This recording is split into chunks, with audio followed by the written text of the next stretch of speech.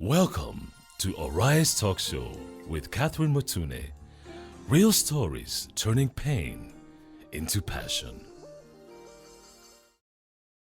Welcome to Arise, turning pain into purpose. My name is Catherine Mutune, and I'm joined today by Anthony. Anthony, welcome. Yes, asante sana. Thank you for inviting me. You're welcome. And it's good to be here. And we're going to talk about mob justice, right? Is it mob justice or mob injustice? Tell me. Which one is it? Because I'm lost. I think it's injustice because no one deserves to be killed or to be hurt by a mob. Yes. It doesn't matter how deep that whatever they have done is. I think the law should be able to follow its course. Yes. So I believe it's mob injustice as Mob much as injustice. all of us talk about mob justice. Right. What are your thoughts around this? I believe, you know, mob. I can't find a scientific explanation to that, but every time a mob is charged, they do things that are sometimes irrational. Correct. And it ends up hurting the party that is involved. And in our context, in the African context, in our Kenyan context, most of the time it centers around a thief. So when someone raises an alarm about a thief, mwizi, people will come. Those who have no idea what this person has stolen, or those who have an idea what they have stolen, will come, and definitely they will hurt this person. Would you say as a people we are angry? I think we're also very angry as a people. If someone stole your item, for you, you're looking at an opportunity, to vent. To vent. And most of the time when you hear mwizi somewhere, you think, yeah, these guys, they have someone stole from me. I know someone else who was stolen from. So it's an opportunity to vent. To get back. To get back. And sometimes, unfortunately, you have no idea whether this person is a thief for real, or probably it's just a setup. Okay. Tell us about your experience. So I underwent through that experience back in 2008, 28th of August. You remember the date? I remember the date and the time. Oh dear. Because it was quite a traumatic experience. So here I am, Catherine. I've gone to the ATM, Kenyatta Avenue. Right. Before that, I was staying in Mombasa. So I just got a job in Nairobi. Yeah. So here I am squatting with a friend of mine for about 3 weeks. Then I get my own house. Okay. So that evening, from work, I was working in a radio station, Christian radio station. So after my program at 4, I decided to go to town, CBD, to get some money. Then after that, I come back to where I was staying with my friend in Kawangware, Satellite, somewhere thereabout. Okay. So that I come have dinner, get a jumper, later on come back to town, catch a bus and go to Mombasa, pick my stuff and come and settle down. All right. So I get my money, jump into a matatu 46. So I head from town. Yeah. So I head towards Kawangware. So the moment I alight at 46 stage, pale mwisho. Yes. I hear an alarm. Someone raises an alarm and says, mwizi. But then at that point, and I never thought about it. Yeah. You know, I came from the bank, and you see those days you say, let me look back. Probably someone is tracking me. Yes. And I remember seeing this man who had a very prominent jawbone. Yes. He had quite a jawbone. Yeah. I noticed him because of his features. But then I pushed that away. But that is the same man who raised the alarm. Because I remembered, I saw that and I remember, but I did not think about it. So he was following you all along? I think. Up to date, I can never answer that question, with a lot of confidence. But I remember that was the same person. Okay. So the guy raises the alarm. So I'm curious like anyone else, where is the mwizi? But when I before I even think about it, he points at me. So I can't run, because if I run, they will confirm that he's Mwizi. Yeah, he's the thug. So in a fraction of a second, he's the same guy who comes and kanyagas me here. So I go down, and stuff happens. You know, that area is an informal place, so people come. I remember seeing more than 10 people, men, now who came to do the justice. Justice. All right. But I was wondering, so kwani nimeiba nini? So they came. It was about 6:50 towards 7. So they came. Now it was hell. So kupigwa nini, jabs. But I remember there's a guy who took a building block, not a brick. A building block. Yes, so he hit that with me over here. So then on the chest. Yeah. So I had a lot of difficulty in breathing at that particular point. Oh, sorry. And it was heavy. Then after a few minutes, they scattered. Really? I have never understood that again. Because if it was properly organized, I'm sure there were a few other elements who knew this was a property thief. But they just scattered. Now it was getting dark at that point. Yeah. Around what time was it? It was close to 7 now. 7 p.m. Close to 7 p.m. Okay. So they left the wallet here. I had actually withdrawn about 20,000. Yes. So they left the wallet here. But I remember I took some, was it 6,000 or 7,000? Yes. And put it in that small pocket. The inner jeans. pocket. The pockets. Yeah. So and when I was putting it there, I said, let me put it here in case this money gets lost. Yeah. So of course they took the money from the wallet, and they disappeared, and they went with the phone as well. Okay. So I was left there bleeding profusely. Okay.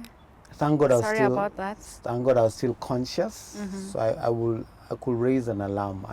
So I was saying, nisaidieni nakufa. Okay. So 2 people came. Okay. At that point, it's now dark. Okay. So 2 people came. There was a lady who was of Ugandan origin. All right. And a gentleman of Sudanese origin. No Kenyan.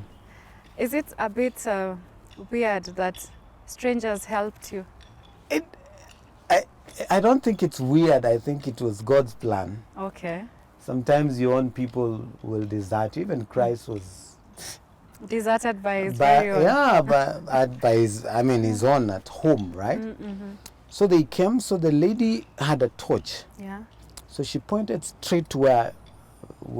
So I was putting on a Hope FM T-shirt. Yes. So the logo it was a red T-shirt. Yeah. I have the T-shirt up to date. Yeah. So she pointed at the logo, straight at the logo. Yeah. And the first question she asked me was, when you are Hope FM? I said, yes, nisaidieni nakufa. She asked you, do you work for Hope FM? Yes, she asked me, do you work when you are Hope FM? Yeah. Nisaidieni nakufa. Okay. So they told me to stand up. So right. I tried standing up, I couldn't. Because my lower... Your knees were hurting? No. What had happened? The lower limbs from here was totally out. Yeah. So they had no strength. I couldn't stand. Okay. So the guy eventually helped me. Later on, I discovered that I had been stabbed 3 times. Oh dear. Around the ribs? So two times on the side, once at the back. So the back stab was a deep one. Okay. And it went straight to the spine. Oh dear. So it affected the nerves that control the movement on my lower limbs. So this guy was gracious enough. The Sudanese guy lifted me, carried me in his back. They rushed me to a clinic. Yes. I think it's called Gatanga something. It's around Kawangware, right there at 46. So they rushed me there. And they asked me, do you know anyone? I couldn't remember any number. Okay. But I got there, they gave me a jab, a tetanus jab. Yes. But I told them, I have some money here. Okay. On the jeans, the 6,000 or 7,000. I can't remember very well. Yeah, the small inner pocket. Yeah. So I told them I have some money. Okay. So they kept asking me, do you know any number? I didn't remember any number. But what happened, in my wallet, there was a small yellow VCT card. Yes. When you're tested, you're given it. Yeah. So there's a time I'd lost my phone, so I'd written quite a number of numbers there. Yeah. And I'm trying to look at the wallet. So I saw that card and I saw the number to the friend I was staying with. Yeah, in It's called Kawangware. Chengole, yes. Chengole. So I'd written Chengs. Chengs. So I said, yeah, this is the guy I'm staying with, call him. So they called the guy. Okay. The guy was not staying too far from where I was. So the guy came. Okay. And they and so they were in contact, so he came in good time. Yes. So they got a taxi and I was rushed to hospital. Okay. So I was taken to Mbagathi hospital. Okay. But as we were going to hospital, there was a time, because I was really bleeding, Okay. I almost felt like giving up. You know that feeling of, I've lost too much blood, I am not sure. You felt weak? I felt weak. Okay. But at that point, and Yes. and God is still very faithful, He has reasons why you need to keep living. Yeah. Even as that thought was passing through my mind, Chengole tapped my leg and he held me so tight. Yeah. And he said, Shikilia, hold right there. Hold on tight. Hold on, we will get there. Yes. And you will be fine. And he spoke a prayer to me. Say, hold, Anto, shikilia bana. You're going to be fine. Tutakuwa sawa, usiogope. At that time, did you feel that that's the kind of hope and reassurance that you needed? Yes. So I didn't know, but I needed it. Yeah. Because the moment he did that and he spoke a prayer, said, you'll be fine, Father, we thank you for Anthony, he will be alive, he will be okay. There's a new hope that just arose. So he commanded life into your system? He commanded life into my system. Okay, that's lovely. It's amazing how that happened. So I got a new lease of life, hope. Yes, yes. So we got to Mbagathi Hospital, I was put on a bench. Yeah. Now on this bench, a doctor came in almost immediately.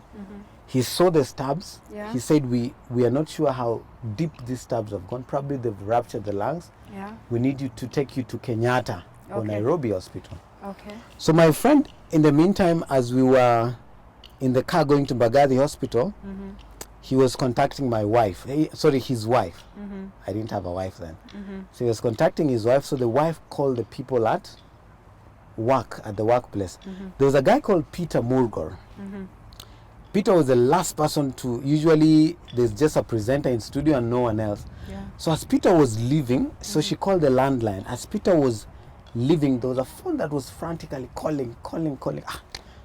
So at the door he said, let me just pick this phone. This guy is calling too much. So he picked the phone, and on this other end someone says, one of your staff is hurt badly.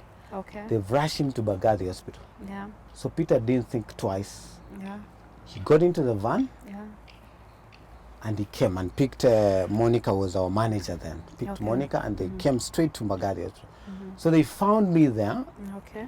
So I was waiting for a referral from Mbagathi, and because it was taking too long, so they took me straight to Nairobi Hospital. When I got to Nairobi Hospital, at one point when they were trying to stabilize, Yeah. I had so much pain here. Yeah. The Around whole your chest. yes, around the chest. Yeah. It was a few seconds, but it was.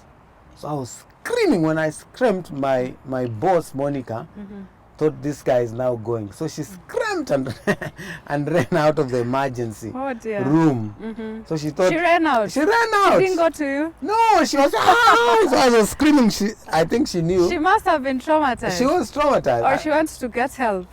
No help. I mean, I'm getting help right there. I think she thought probably This it's is it. over. This is it. Yeah. So she ran out. But I was after a few seconds, I was stabilized. Okay. I was taken to the ward, and they did all kinds of tests. Yes. MRI, CT scan, X-rays. And the following day, Yeah. this professor comes to me. He's a neurosurgeon. Okay. Kuku, it's called Professor Kuku. Professor Kuku. Yes, so he comes to me and he has this MRI and he shows to me against the light and says, Anthony, nerves are like small strands of wires Okay. but covered by a sheath. Yeah. So when that nerve is cut, that's it. It can never go back. go back. But when it's hurt, there are chances of it regenerating over time Okay. and getting well again. But over time, many Over years. time.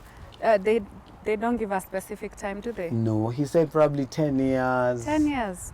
20, depending 20. on your age how your immune system is, what you eat, how you boost it. Okay. Depending on many things. Yeah. For some, it will even be a lifetime. Yeah. So he told me that, and he showed it against the light, and he told me, what do you see? And clearly I saw that the nerve had been severed. So he told me, true, it's been cut. So chances of you walking are very minimal. Almost zero. What did that feel like? Hey. It hit me so hard. And then I had a very busy life. I used to play football, you know. Yes. I used to do a bit of athletics. I used to dance. I used to have a very, very active life. Yeah, and I was still young then. Yeah. So I thought about all those things. But one of the things that came to my mind was, hey, hata sijaoa. Sasa nitapata wife nikiwa hivi, you know. Oh dear. But that evening I decided to, because I was doing radio. And every time I used to speak to people and say, you know, God heals, God changes situations. I said, it's about time I speak to myself. Yes. And so for about 4 hours, I just kept praying. I kept praying. And what came to my mind, it now became like a chant. Whose report will you believe? Will you believe the report of the doctor that says you will not walk? Or will you believe my report that says, by my stripes, you are healed. I'm healed. I sent my healing word, and it healed your diseases. So that was like a chant. So I kept speaking. I spoke. After about 4 hours, and I was just crying and speaking and believing and speaking life and speaking life. I had a very beautiful encounter, and I had an assurance that it shall be well. It shall be well. I'm giving you another chance. Okay. And I got a lot of hope at that particular point. Okay. And I slept. The following day I woke up, Yes. and it was as vivid as it was then. So I got a new lease of life. And nothing could move. Nothing could move. You were still feeling numb. It was numb. Around your legs. Exactly. Yeah. And I got a lot of help. Even going to the bathroom, I couldn't do anything. Yeah. And I was very helpless. I couldn't do anything. Yeah. So, but around midday, close to midday, something tells me, please twitch your toes. Okay. And I couldn't twitch my toes. Was this a voice in your head? Yes, a voice. And I think that's the Holy Spirit. Yeah. So I decided to twitch. And I twitched and it moved. And I said, what? So that was a sign of hope. Yes. So I twitched again, it moved. So I rang the emergency bell. Yeah. And the nurse came and asked me, Anthony, what's up? I asked her, is Professor around? Yeah. So the professor came. Yes. Thank God he was around. Yeah. And the moment the professor came, I said, Professor, look. And he asked me one question. Yeah. Are you a believer? That's the first question. That's the first question. Are you a believer? Yeah, and what he said is there are things that science does, science cannot explain, Yeah. but God can explain. And right there he wrote for me a physiotherapy note to go and start doing physiotherapy in the afternoon. Yeah. And I started doing physiotherapy, and bit by bit, I came from the wheelchair, I started using the walker, I started using the crutch, and slowly by slowly, eventually I was able to walk on my feet. How long did it take you from the time of the accident to the time of... It was not too long, probably it was an acceleration, probably about a month. A month? Yeah. Probably about about a month. So I remember even after I went back to work, so they used to come and pick me and drop me to work and drop me back at home. But then I took time before I went back on air because I would not speak with, radio you have to speak powerfully. You have to project your voice. Yes, I couldn't do that because there was a lot of pain in the thoracic cavity. Okay. But eventually I was able to do all these things. Yeah. One day I decided, I think I'm being too much of a bother to the people at work. Yes. So I said, let me take a bus. So I walked slowly I was staying in Kileleshwa somewhere. Yeah. So walked to the bus stage, Yeah. got a bus, I was going to town. Same spot where I'd withdrawn the money, Kenyatta Avenue National Bank. Yeah. So I told this guy, please make sure that the bus stops because my leg is not feeling very well. Bure nitaanguka. So the moment I put my first leg down, the guy akainua bus.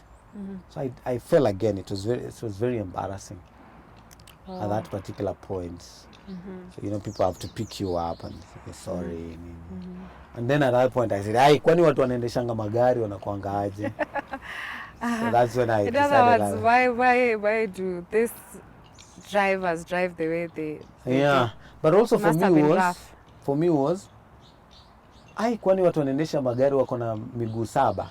I can also get my own car. It will facilitate my movement. Yeah. So then I was able to get some facility, and then I bought a car. Yeah. But I think all in all, it's been a journey. Yes. I think it's been a faith journey. A faith journey. A faith journey. Of course, there are days I will sit back and say, did I have to go through it all? To go through that, so that I learn a lesson. Why did I have to go through that? Yeah. So I used to ask myself until I got to a point I said, no, I can't live in the past. Yes. I have to find a good thing in this. I might not be able to walk like I used to. Yeah. I might not be able to run. Yeah. But there's something good that can came come out of the tragedy. The pain into purpose. Turning pain into purpose. Exactly. So tell me, do you think it's by chance that this lady, when she came to pick you, she had this torch and flashed it and saw the logo of the Christian station? I don't believe any of those ordeals were by chance. Everything was well choreographed. By God. By God.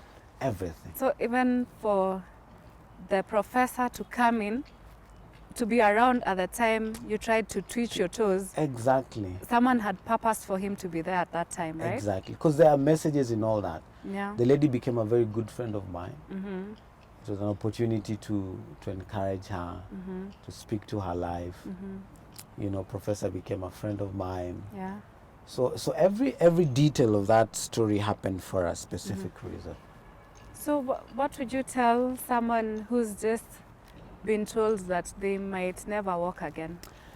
I believe for every affliction or every challenge we face, it is never in vain. It's never in vain. There is something good that can come out of that. I mean, we see a lot of things happening today. Sarakasi. Yes. And that has... Sarakasi is gymnastics. Yes, gymnastics. You go to church, there's gymnastics here, you turn on your TV. And that has made people to lose faith. But the reality is that yes, healing still happens today. Yes, it does. Miracles still happen today. And you see what the Bible says, that he's the same yesterday, today, and forevermore. Yeah. So whatever he did then, healing people of leprosy, that same God has not changed. He can still heal people today. Despite all the gymnastics happening. Yes. And he will do that tomorrow. Okay. So it's for us to still stick to the faith that it's still possible. And even in your situation, today a lot of people are, suffering cancer. Yes. And many other diseases.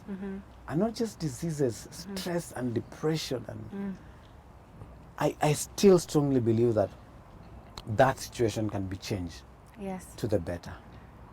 So that means you seriously believe that anyone has power to speak life into their situation. Exactly. Because you repeatedly said to yourself, by his stripes we're healed. Yes. I can get out of this. Right. I will believe God's report and not the doctor's report. Right. So everyone has capacity to speak life into their life, right? Exactly. And there's healing. I'm sure even scientifically there's a way that, because every time you speak into your mind, I mean, if you have a child and every time you keep speaking negative things to that child and you call them, the names of animals and many other things, that child will grow up without an identity. Yes. Because they'll be thinking, my father calls me umbwa. Probably I'm very close to that more than a human being. Yeah. So, and it's also scriptural that in our tongues there's a power of life or death. And death. Yeah. So when we speak life, we speak great things. So one more thing. what would you tell our society with regards to mob injustice? Right, you got it. I got it. Injustice. So every time I see people gathering to stone someone, and I've seen a few of those incidents, I actually walk right there and in my small way try to bring sense. Yeah. Because you have no idea. Yeah. The lady told me that about 3 weeks ago, the same spot where what happened to me happened, there was a woman who was set up and she was burned to death. Something I didn't tell you. In that whole ordeal, my prayer was, please let them not bring a tire. Yes. And before I finished that prayer, I saw a tire.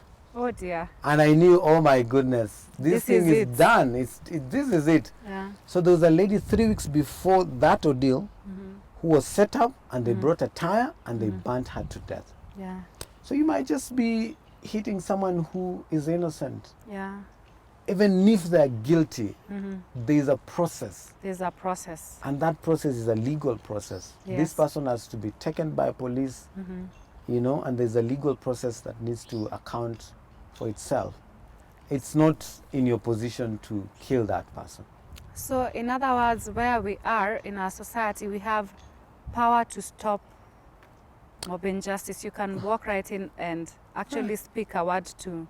Yeah, to calm the people. Yeah. You might be successful, you might not be, but there's no harm going there. Yeah, there's no harm trying. There's no harm trying. Yeah. And trying to protect this person. You will have saved a life. Okay. You will have saved a life. That's what I believe. So overall, you believe that anyone who believes in God will have divine protection? That's true. And not just anyone who believes in God. I think since we are all children of God, God protects all of us. Okay. But there is a more deliberate effort for you to believe. Yes. And to walk. Yes. And to live that life. There are more benefits that come with that. I strongly believe today I am where I am and I have a purpose because God protected me. Yes. And He had a reason yeah. why I needed to leave, so that I can also share this story with you. Yeah. And a few other people who are probably, watching. Mm-hmm. And that makes a difference in someone probably who's giving up, or who has already given up. Anthony, thank you for your time. Asante sana. Thank you very much, Catherine. Yeah. Truly appreciate. Okay. All right. It has been wonderful having Anthony in our show today. And our aim is to bring you stories that show you can turn your pain into purpose. So thank you for watching, and let's see you next week. Goodbye. Thank you for watching Arise Talk Show with Catherine Mutune. Join us again for more inspirational true stories. Please click here to subscribe.